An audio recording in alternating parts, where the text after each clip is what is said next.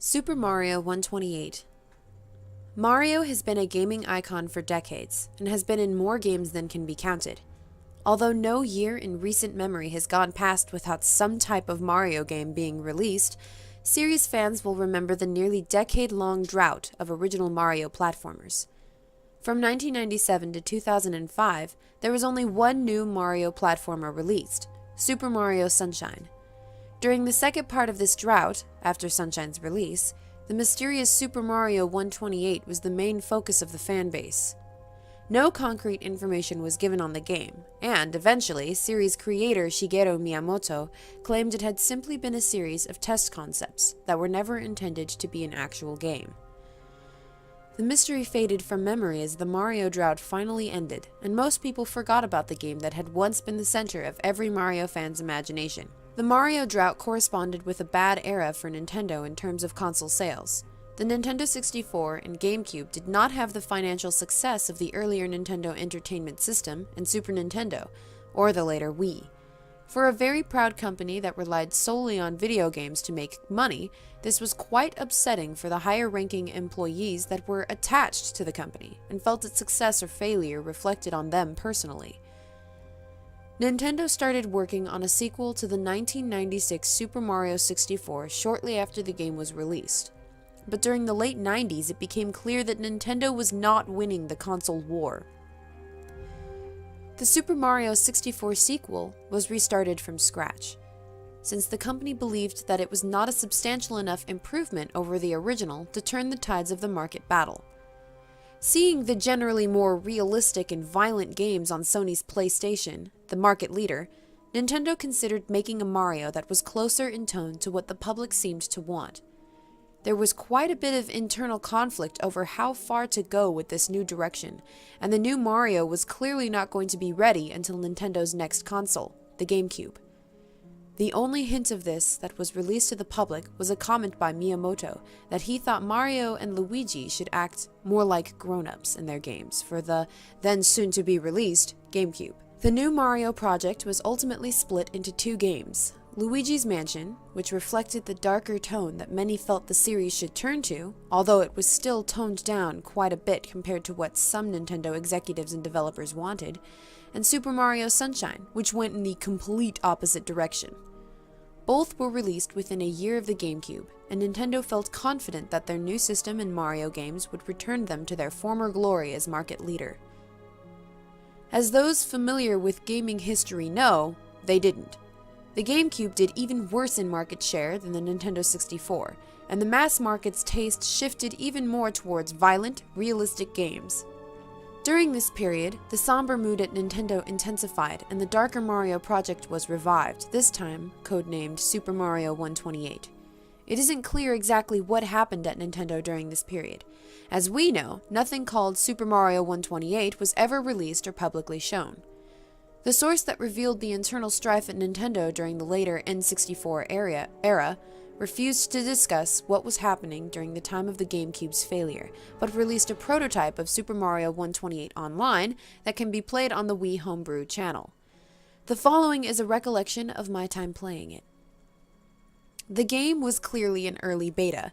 The title screen was nothing but white text saying Super Mario 128 against a black background. There was no options menu or save file selection either. After the title screen, the game started. Bowser's laugh from Super Mario 64 looped in the background while a plain text box displayed this dialogue: Mario, I have taken Princess Peach, and she will not live to see the sun rise tomorrow unless you take her place. You know what to do and where to go. Do not try to stop me unless you want to hasten her death. The game certainly was going for a darker tone. After I made the text box go away, I was thrust right into gameplay. The first thing I noticed was Mario's character model. His body was as detailed as in Super Mario Galaxy, although a little more realistically proportioned, but his head was taken from his SM64 character model. Obviously, his design wasn't finished yet. The setting was a sky level. There were some simple platforms floating in the air. The rest of the area was just blue sky with several clouds scrolling in the background. The clouds seemed more realistic than the usual cartoony puffs in Mario games. They were quite graphically impressive.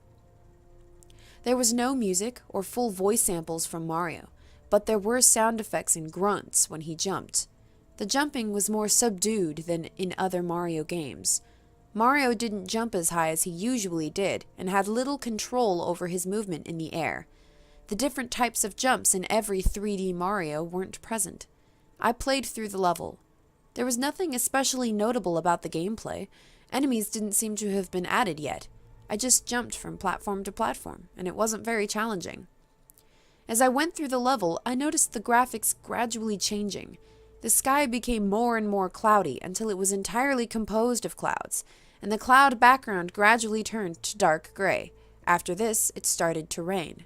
I reached a small platform with a toad on it. It looked like the Super Mario Galaxy model. When I landed on his platform, dialogue appeared. "We don't want you anymore, Mario. You don't belong here. Just give Bowser what he wants. Die." After the text box went away, I no longer had control of Mario. Mario just stood there for a while, then turned around and walked off the platform. His body seemed to go limp as he fell. Eventually, it was revealed that there was a realistic modern city under the sky. The buildings looked neglected, but there were people on the street. Mario hit the ground with a realistic-sounding thud, but he didn't explode or show any visible wounds. He just lay there. The people in the city just kept walking by, ignoring Mario, although I thought I saw a few glance at him with cold, somewhat angry expressions. This went on for a few minutes, and eventually people stopped appearing. Mario got up. I was back in control, but he couldn't jump at all and had a reduced walking speed. The large buildings of the city didn't appear to be interactive, so I just kept walking down the street for a while. Eventually, I found a small house that seemed out of place among the larger buildings. When I approached the door, Mario opened it. The screen went white, and some black text appeared. "House of Torn Memories." This seemed to be the level title. When I pressed a button, the screen faded back to Mario. He was inside the house from before. Everything seemed bigger than it should.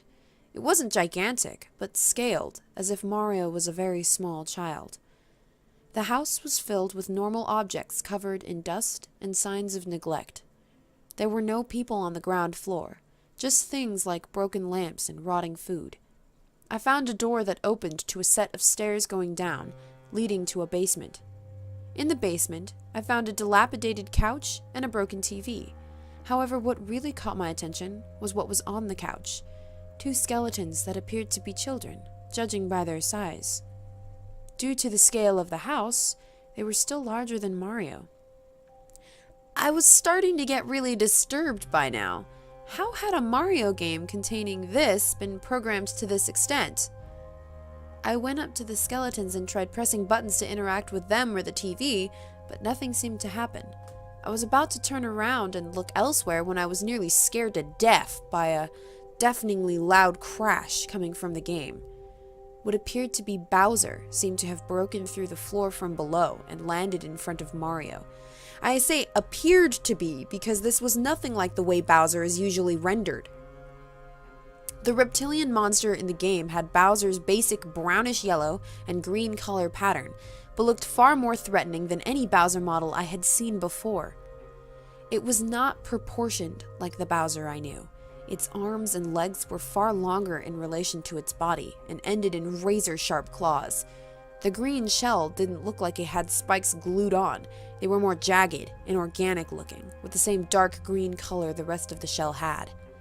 The face had small but intense pure black eyes and a mouth full of jagged teeth that took up far more of the face than it should have. Mario was cowering in fear from this thing. A dialogue box appeared. "You've kept me waiting long enough, Mario. I will taste flesh soon. Will you finally surrender, or does Peach have to die?" I still didn't have control. Mario just stood there, shivering for several seconds before nodding his head. Bowser impaled Mario with his claws. There was no blood, but it was clear from the animation and sound effects that the sharp digits of Bowser's hands had gone through Mario's body. In one swift motion, Bowser dragged Mario up to his face and bit his head off. Again, there was no blood or graphic details left behind on Mario's neck. Just Mario's character model being destroyed. The screen faded to black. In white text, another level name appeared. Mario's Eternal Home. Mario's character model was whole again when the level started.